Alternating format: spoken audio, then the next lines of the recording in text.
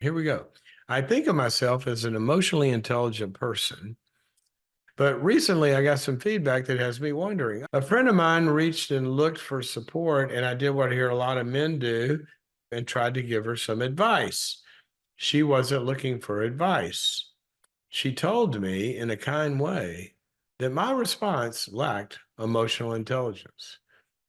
I understand now what I did wasn't helpful, but that leaves me wondering, how do I assess my own emotional intelligence?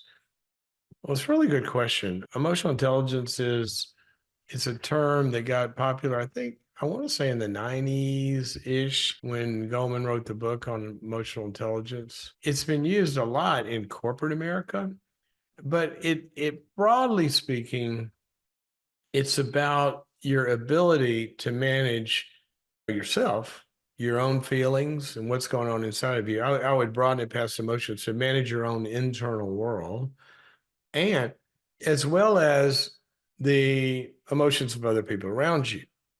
Now, that means number one, that we've gotten over basic self-centeredness.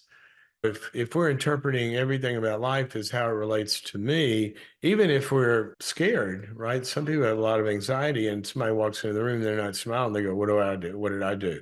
Well, that's not a lot of emotional intelligence, because you're really not sensing or knowing where the other person is. We're interpreting it all in terms of ourselves.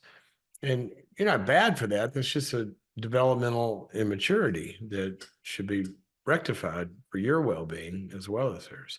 But it's the ability to understand yourself and understand the emotions of other people. Normally, you talk about what I said earlier, being aware of everything going on inside of you, but it's more than just awareness. It's also being able to regulate. If we're emotionally intelligent, just because we have a feeling doesn't mean that it turns into action. So there's impulse control. There's what we call delay. I was talking to somebody the other day, and I said, every thought that comes into your head doesn't have to turn into words, meaning you could talk less. Right? So that would be an example of emotional intelligence.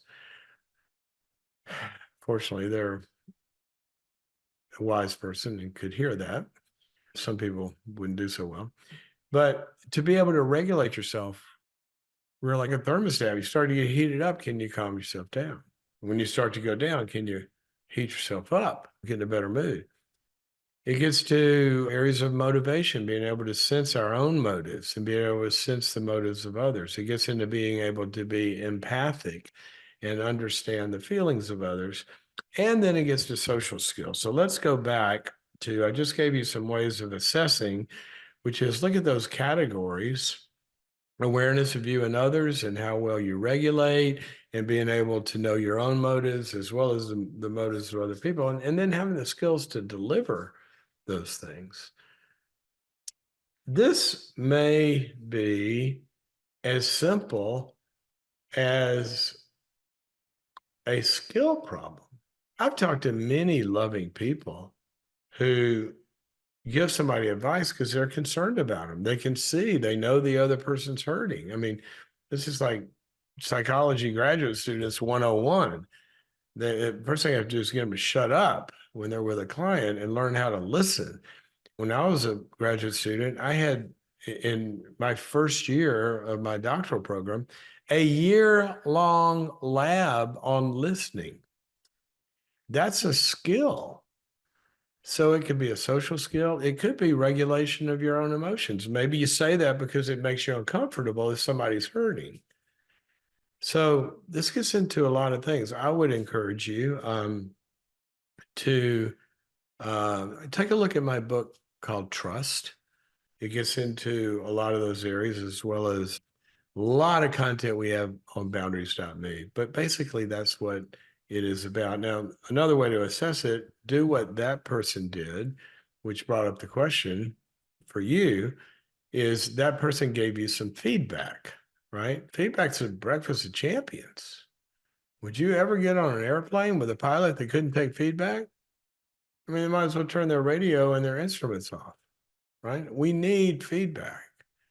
We need to be able to hear it. And also, if you choose emotionally intelligent people around you, they will be able to be aware of other people, which is you.